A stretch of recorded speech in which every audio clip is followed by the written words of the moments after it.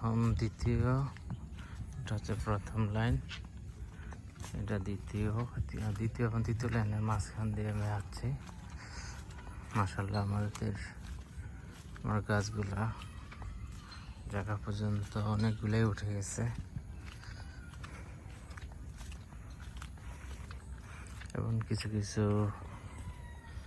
গাছে ফুল ধরছে, যেমন এই যে একটা ফুল, যদিও ফুল আমি রাখি না, কীটনাশক স্প্রে করে মেরে ফেলি।